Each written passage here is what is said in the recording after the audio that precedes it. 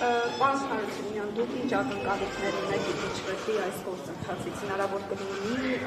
Նիկոլ Փաշինյանին ամուսնություն հայտնել, եթե միավորվի խորհրդարանական։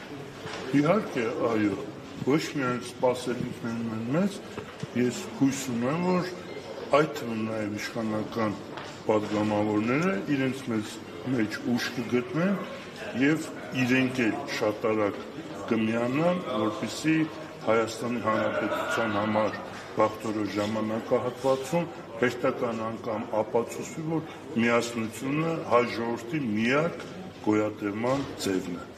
Պարոն Հարությունյան, եւ ոլորտային մեկ հարց է, օրինակ գյուղատնտեսության համար ինչ ազդեցություն կունենա Թրամփի ուղին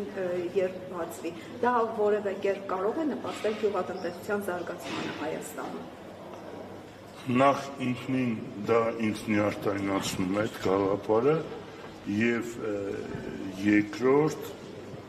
սա 10 վայրկյանի կամ 1 րոպեի վերլուծություն չի, որովհետեւ խութերը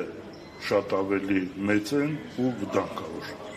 Այսինքն վտանգավոր է։ Նախ այս բան գյուղատնտեսություն չունենք։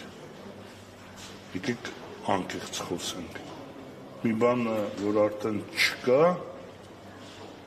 մեկ այլ բան է, որ հետագան ոնց պետք է այս վիճակից դուրս բերենք, ճիշտ։ Իսկ արդեն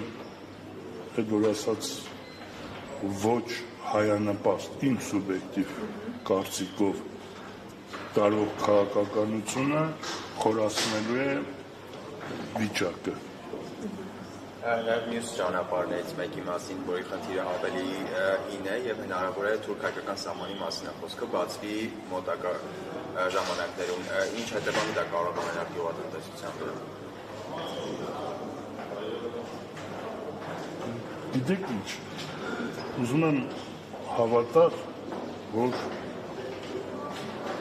արագ ինչի համար մենք հավաքվել ենք եւ ազգը համախմբվելու է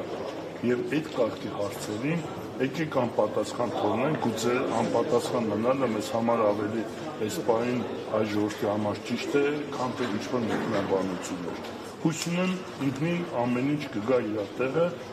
ճիշտ կառավարողներ ունենալու դեպքում։ Շնորհակալություն։